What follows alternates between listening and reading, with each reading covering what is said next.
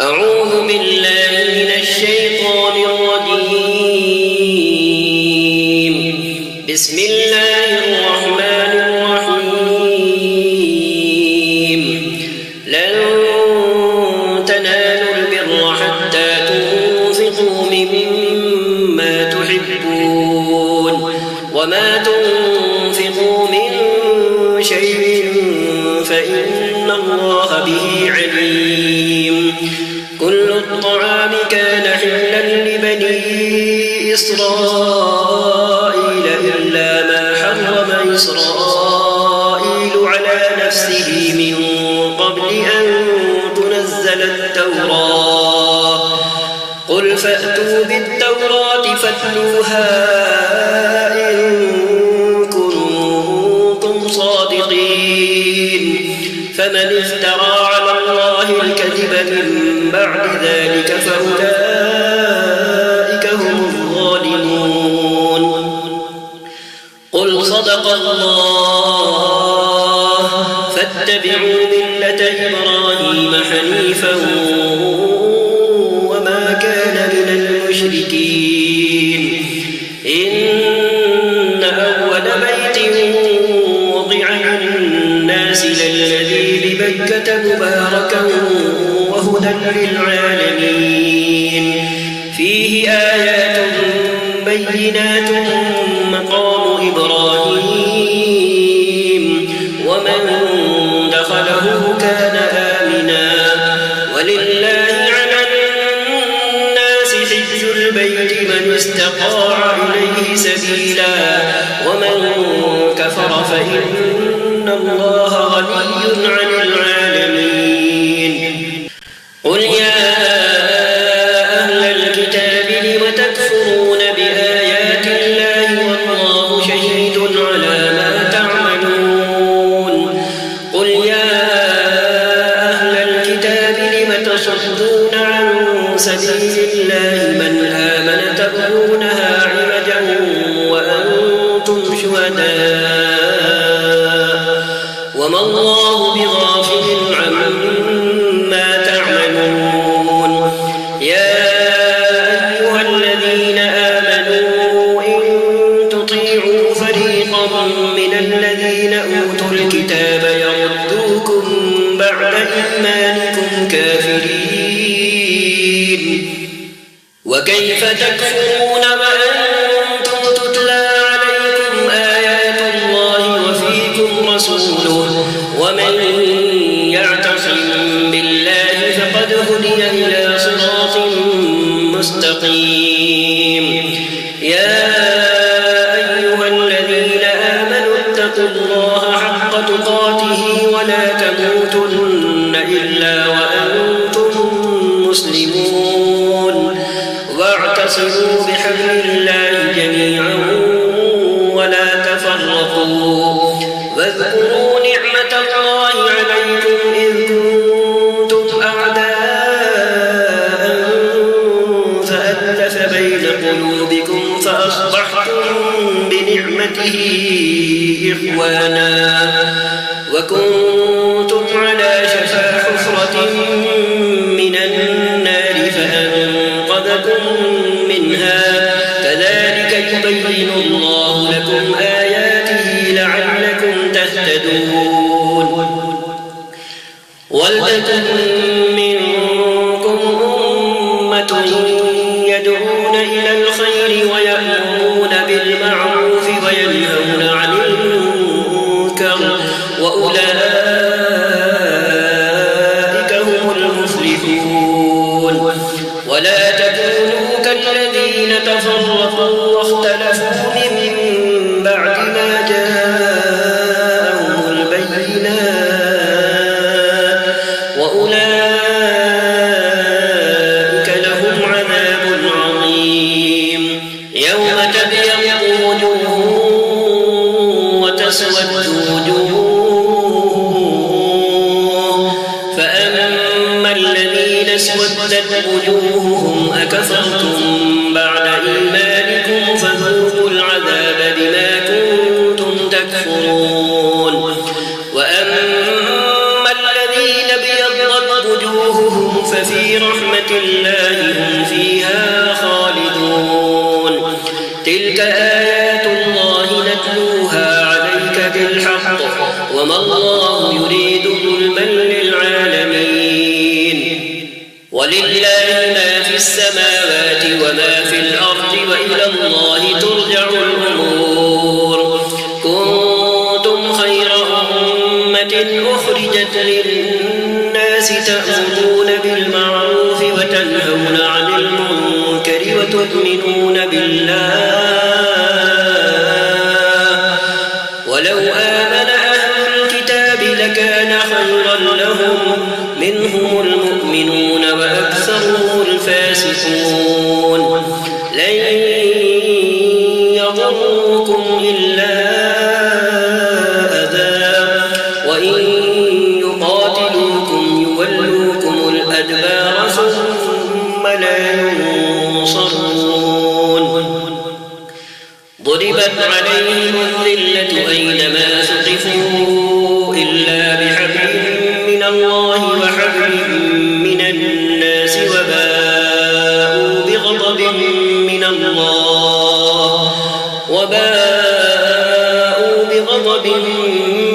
الله وضربت عليهم المسكنة.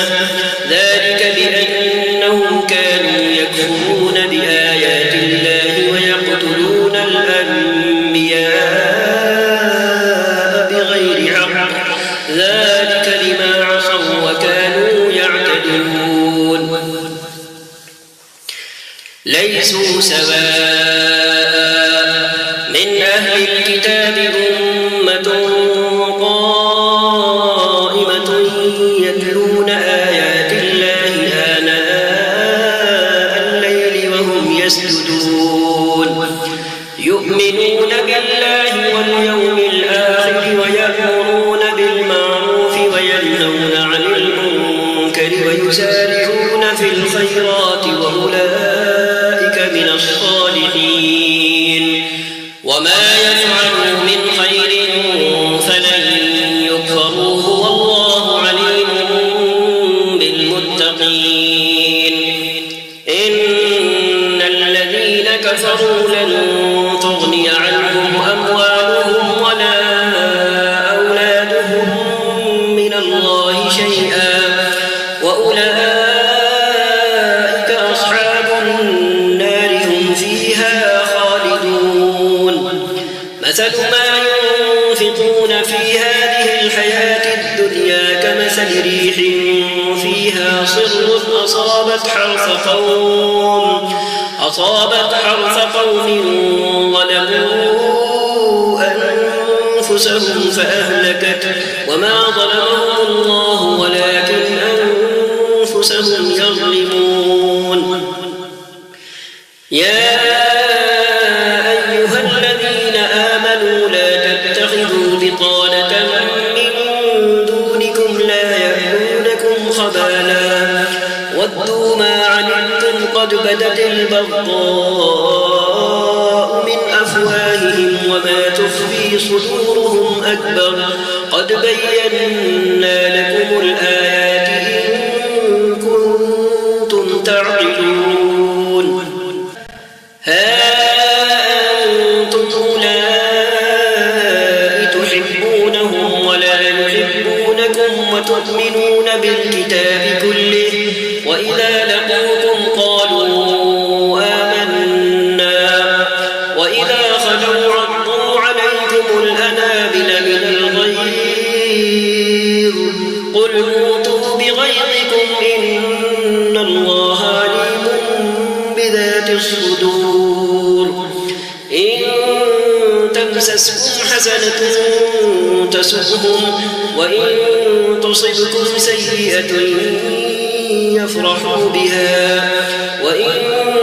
تصبروا وتتقوا لا يضركم كيدهم شيئا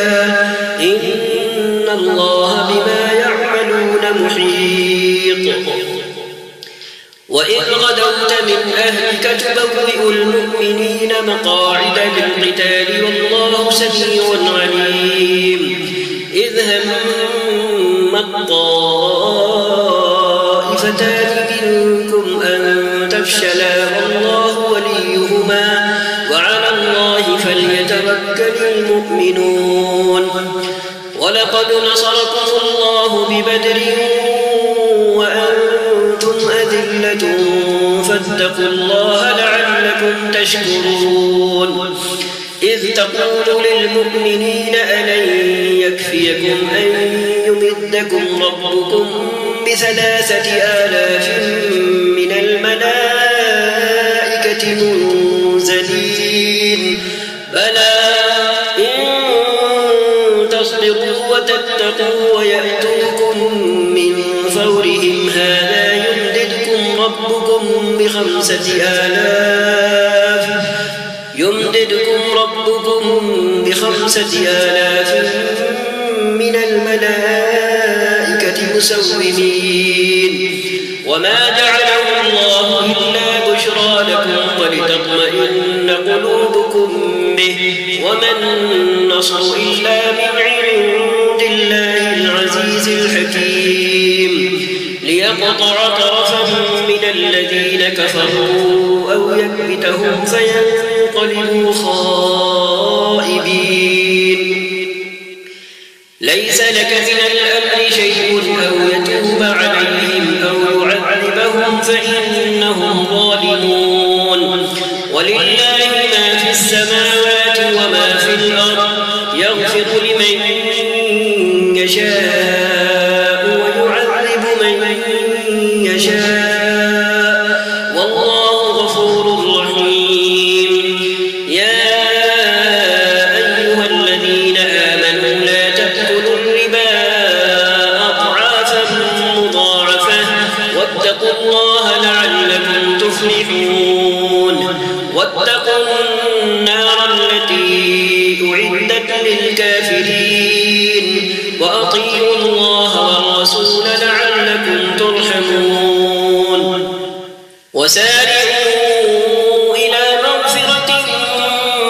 من ربكم وجنة عرضها السماوات والأرض أعدت للمتقين الذين ينفقون في السراء والضراء والكاظمين الغيظ والعافين عن الناس والله يحب المحسنين. والذين إذا فعلوا فاحشة أو ظلموا أنفسهم ذكروا الله فاستغفروا لذنوبهم ومن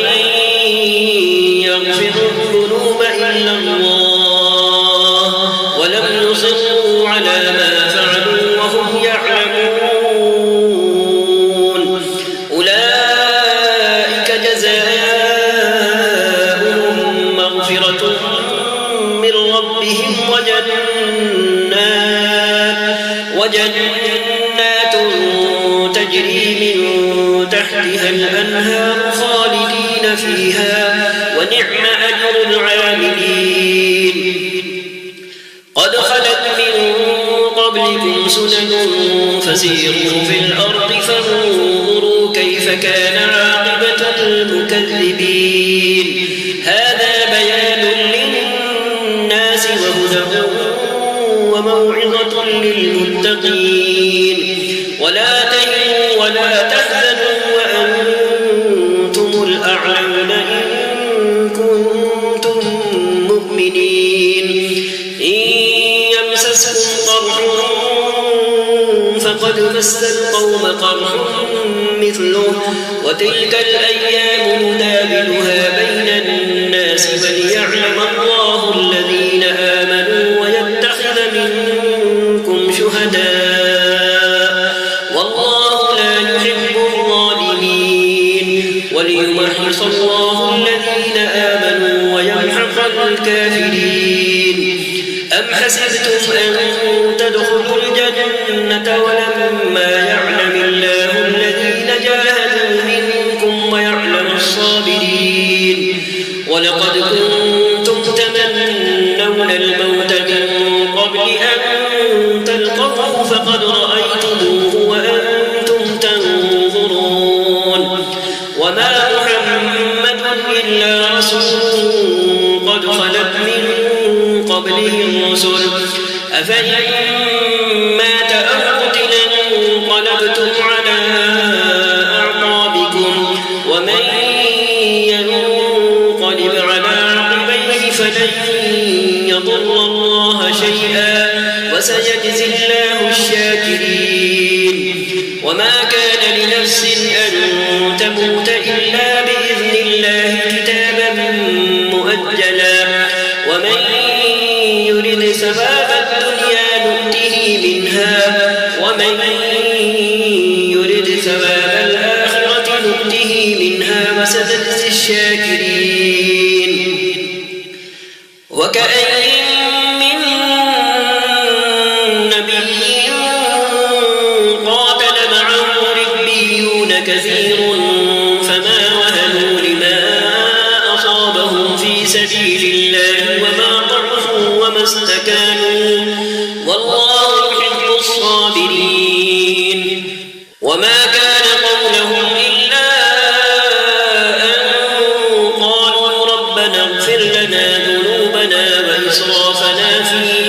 أمرنا وثبت أقدامنا وانصرنا على القوم الكافرين فآتاهم الله ثواب الدنيا وحسن ثواب الآخرة والله يحب المحسنين يا أيها الذين آمنوا إن تطيعوا الذين كفروا يردوكم على أعقابكم فتنقلبوا خاسرين بل الله مولاكم وهو خير الناصرين سنلقي في قلوب الذين كفروا الرعب بما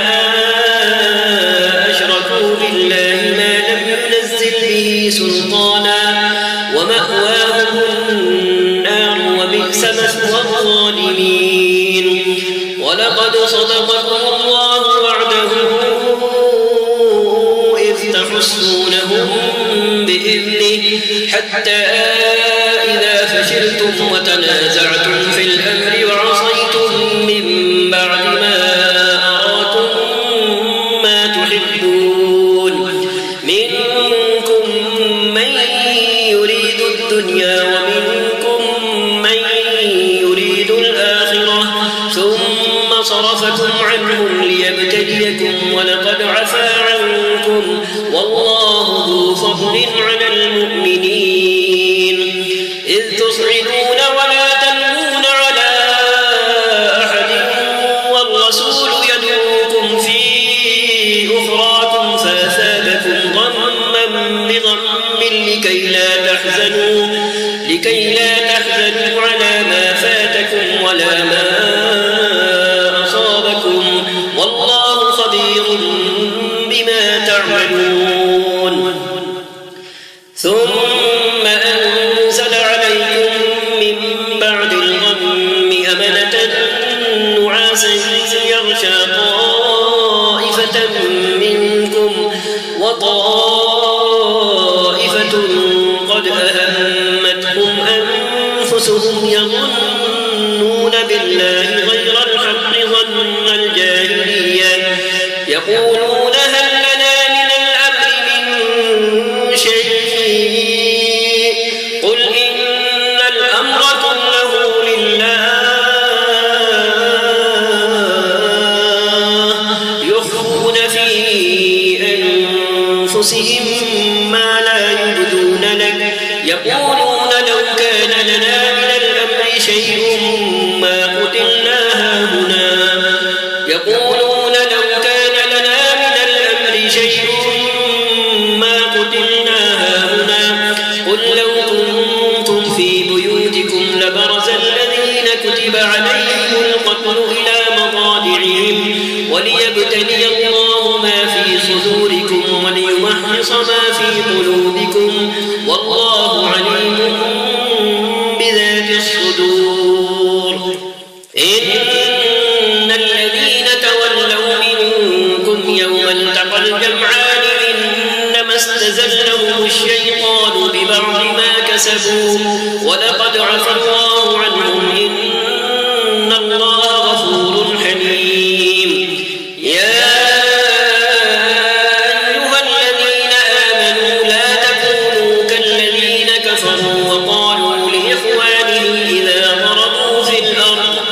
وقالوا لإخوانهم إذا ضربوا في الأرض أو كانوا غزا لو كانوا عندنا ما ماتوا وما قتلوا ليجعل الله ذلك حسرة في قلوبهم والله يحيي ويميت والله بما تعملون بصير. ولئن قتلتم في سبيل الله أو متم لمغفرة من الله ورحمة خير مما يجمعون. ولئن متم أو قتلتم لإلى الله تحشرون. فبما رحمة من الله لنت لهم ولو كنت فظا غليظ القلب لانفضوا من حولك فاعف عنهم واستغفر لهم وشاورهم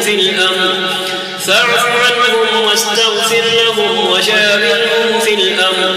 فإذا عزمت فتوكل على الله إن الله يحب المتوكلين. إن ينصركم الله فلا غالب لكم وإن يخذلكم فمن ذا الذي ينصركم من بعده وعلى الله فليتوكل المؤمنون. وما كان لنبي أن يغل ومن يغل يأت بما غل يوم القيامة ثم توفى كل نفس ما كسبت وهم لا يظلمون. أفمن اتبع رضوان الله كمن باء بسخط من الله ومأواه جهنم وبئس المصير. هم درجات عند الله والله بصير بما يعملون. لقد من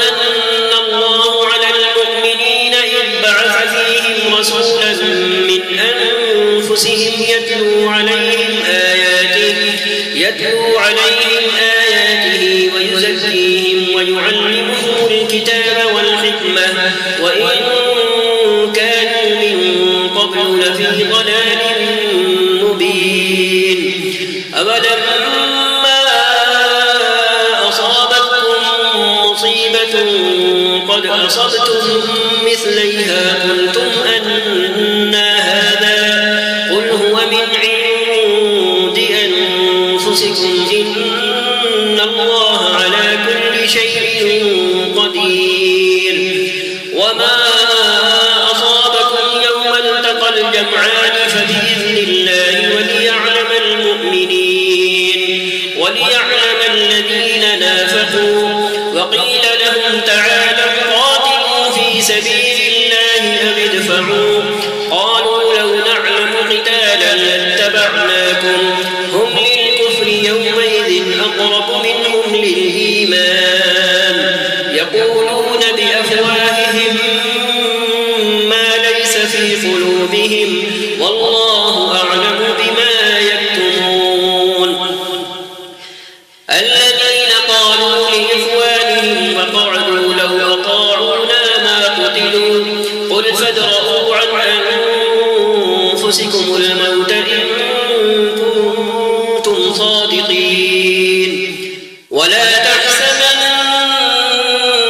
الذين قتلوا في سبيل الله أمواتا بل أحياء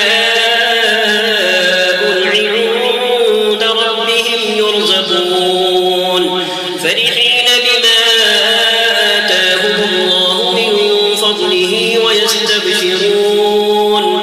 ويستبشرون بالذين لم يلحقوا بهم من خلفهم ألا خوف عليهم ولا هم يحزنون.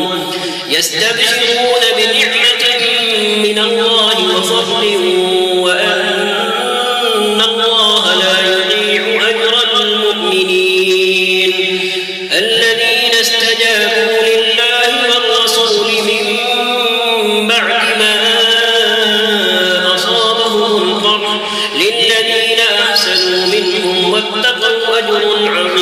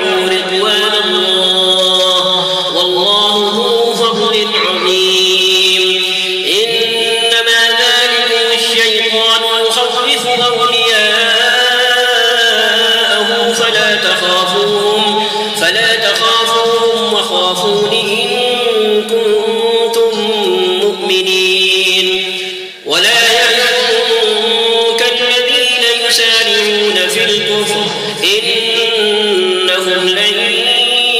يضروا الله شيئا يريد الله ألا يجعل لهم حظا في الآخرة ولهم عذاب عظيم إن الذين اشتروا الكفر بالإيمان لن يضروا الله شيئا ولهم عذاب أليم ولا يحسبن الذين كفروا أنما نملي لهم خير لأنفسهم إنما نملي لهم ليزدادوا إثما ولهم عذاب مهين ما كان الله ليذر المؤمنين على ما أنتم عليه حتى يميز الخبيث من الطيب وما كان الله ليطلعكم على الغيب ولكن الله يجتبي من رسله من يشاء فآمنوا بالله ورسله وإن تؤمنوا وتتقوا فلكم أجر عظيم ولا يحسبن الذين يبخلون بما آتاهم الله من فضله هو خيرا لهم بل هو شر لهم سيطوقون ما بخلوا به يوم القيامة ولله ميراث السماوات والأرض والله بما تعملون خبير لقد سمع الله قول الذين قالوا إن الله فقير ونحن أغنياء سنكتب ما قالوا وقتلهم الأنبياء بغير حق ونقول ذوقوا عذاب الحريق ذلك بما قدمت أيديكم وأن الله ليس بظلام للعبيد الذين قالوا إن الله عهد إلينا ألا نؤمن لرسول حتى يأتينا بقربان تأكله النار قل قد جاءكم رسل من قبلي بالبينات وبالذي قلتم فلم قتلتموهم إن كنتم صادقين فإن كذبوك فقد كذب رسل من قبلك جاءوا بالبينات والزبر والكتاب المنير كل نفس ذائقة الموت وإنما توفون أجوركم يوم القيامة فمن زحزح عن النار وأدخل الجنة فقد فاز وما الحياة الدنيا إلا متاع الغرور لتبلغن في أموالكم وأنفسكم ولتسمعن من الذين أوتوا الكتاب من قبلكم ومن الذين أشركوا أذى كثيرا وإن تصبروا وتتقوا فإن ذلك من عزم الأمور وإذ أخذ الله ميثاق الذين أوتوا الكتاب لتبيننه للناس ولا تكتمونه فنبذوه وراء ظهورهم واشتروا به ثمنا قليلا فبئس ما يشترون لا تحسبن الذين يفرحون بما أتوا ويحبون أن يحمدوا بما لم يفعلوا فلا تحسبنهم بمفازة من العذاب ولهم عذاب أليم ولله ملك السماوات والأرض والله على كل شيء قدير إن في خلق السماوات والأرض واختلاف الليل والنهار لآيات لأولي الألباب الذين يذكرون الله قياما وقعودا وعلى جنوبهم ويتفكرون في خلق السماوات والأرض ربنا ما خلقت هذا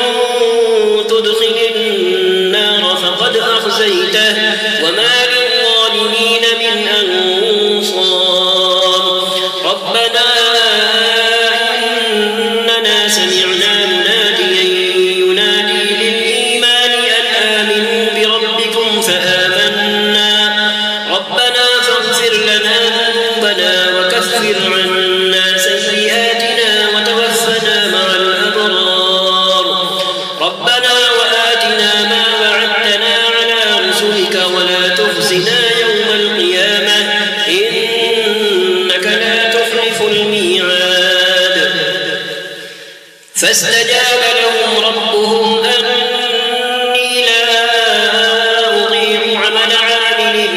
منكم من ذكر أو أنثى بعضكم من بعض فالذين هاجروا وأخرجوا من ديارهم وأوذوا في سبيلي وقاتلوا لأكفرن عنهم سيئاتهم ولأدخلنهم جنات تجري من تحتها الأنهار ثوابا من عند الله والله عنده حسن الثواب لا يغرنك تقلب الذين كفروا في البلاد متاع قليل ثم مأواهم جهنم وبئس المهاد لكن الذين اتقوا ربهم لهم جنات تجري من تحتها الأنهار خالدين فيها نزلا من عند الله وما عند الله خير للأبرار وإن من أهل الكتاب لمن يؤمن بالله وما أنزل إليكم وما أنزل إليهم خاشعين لله لا يشترون بآيات الله ثمنا قليلا أولئك لهم أجرهم عند ربهم إن الله سريع الحساب يا أيها الذين آمنوا اصبروا وصابروا ورابطوا واتقوا الله لعلكم تفلحون بسم الله الرحمن الرحيم يا أيها الناس اتقوا ربكم الذي خلقكم من نفس واحدة وخلق منها زوجها وبث منهما رجالا كثيرا ونساء واتقوا الله الذي تساءلون به والأرحام إن الله كان عليكم رقيبا وآتوا اليتامى أموالهم ولا تتبدلوا الخبيث بالطيب ولا تأكلوا أموالهم إلى أموالكم إنه كان حوبا كبيرا وإن خفتم ألا تقسطوا في اليتامى فانكحوا ما طاب لكم من النساء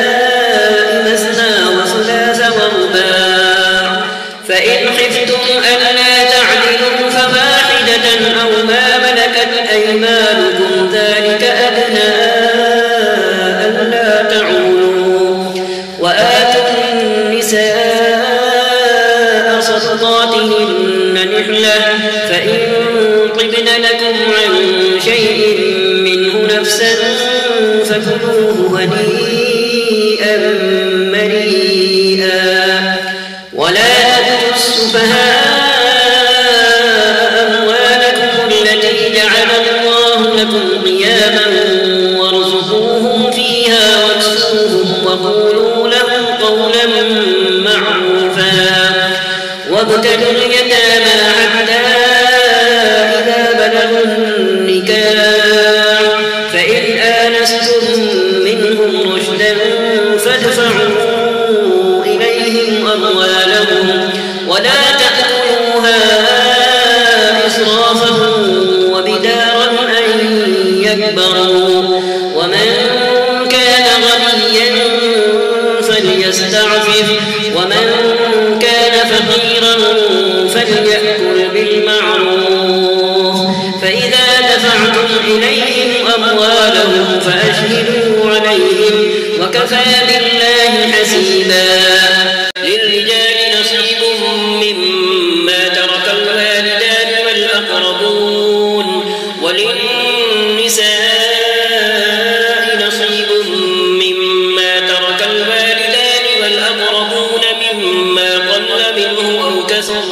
نصيبا مفروضا وإذا حضر القسمة أولو القربى واليتامى والمساكين فارزقوهم منه وقولوا لهم قولا معروفا وليخشى الذين لو تركوا من خلفهم ذرية ضعافا خافوا عليهم فليتقوا الله وليقولوا قولا سديدا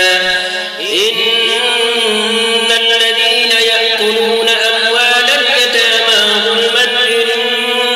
إنما يأكلون في بطونهم نارا وسيصلون سعيرا يوصيكم الله في أولادكم للذكر مثل حظ الأنثيين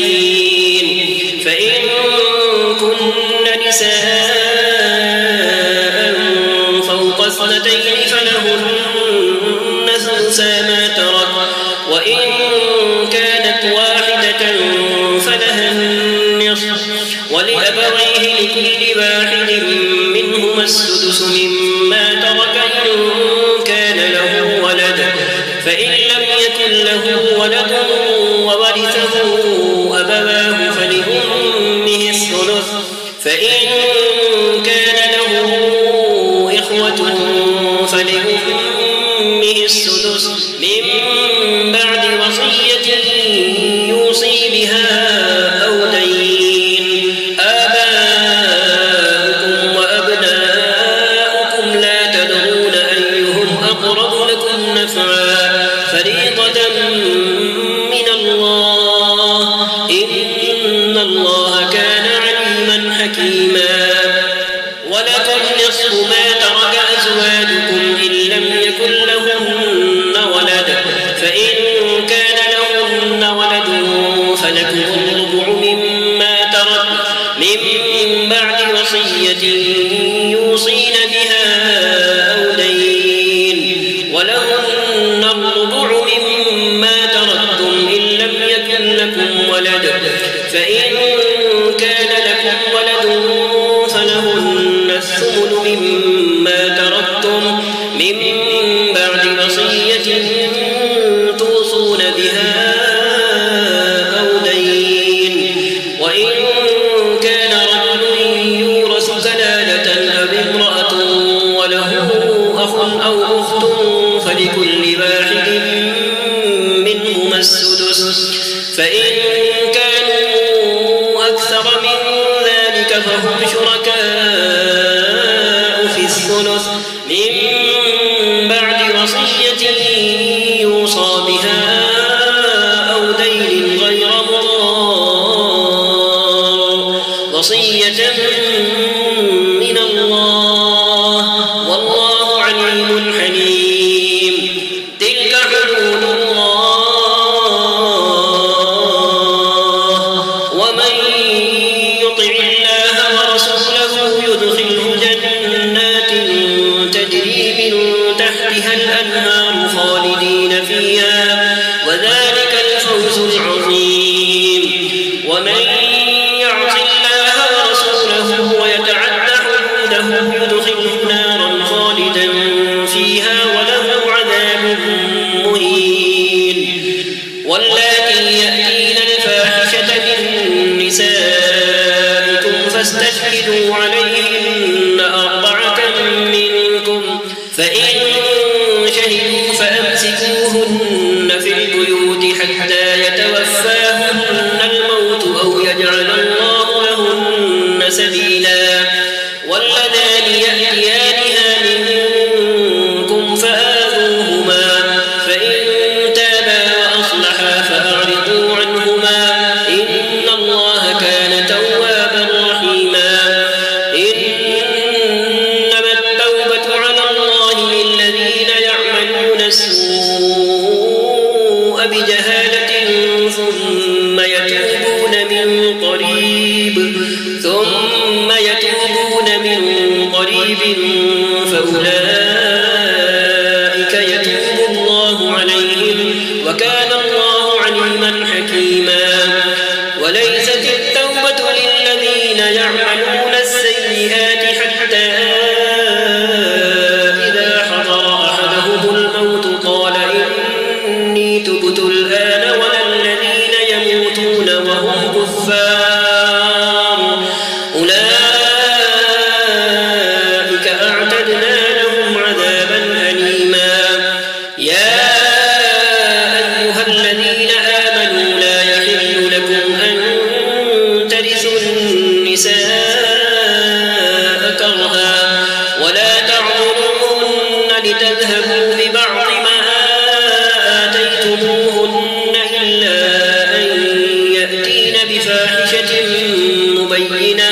وعاشروهن بالمعروف فإن كرهتموهن فعسى أن تكرهوا شيئا ويجعل الله فيه خيرا كثيرا وإن أردتم استبدال زوج مكان زوج وآتيتم إحداهن قنطارا فلا تأخذوا منه شيئا أتأخذونه بهتانا وإثما مبينا وكيف تأخذونه وقد أفضى بعضكم إلى بعض وأخذن منكم ميثاقا غليظا ولا تنكحوا ما نكح آباؤكم من النساء إلا ما قد سلف إنه كان فاحشة ومقتا وساء سبيلا حرمت عليكم أمهاتكم وبناتكم وأخواتكم وعماتكم وخالاتكم وبنات الأخ وبنات الأخت وأمهاتكم اللاتي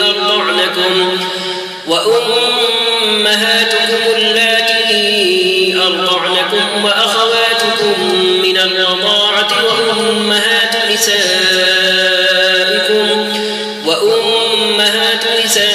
نسائكم وربائبكم اللاتي في حجوركم من نسائكم اللاتي دخلتم بهن فإن لم تكونوا دخلتم بهن فلا جناح عليكم وحلائل أبنائكم الذين من أصلابكم وأن تجمعوا بين الأختين إلا ما قد سلف إن الله كان غفورا رحيما صدق الله العظيم وصدق رسوله النبي الكريم ونحن على ذلك من الشاهدين ربنا تقبل منا إنك أنت السميع العليم وتب علينا إنك أنت التواب الرحيم وصلى الله وسلم على سيدنا ونبينا محمد سيد الأولين والآخرين وخاتم النبيين وعلى آله وأصحابه وذرياته وأهل بيته وسلم تسليما كثيرا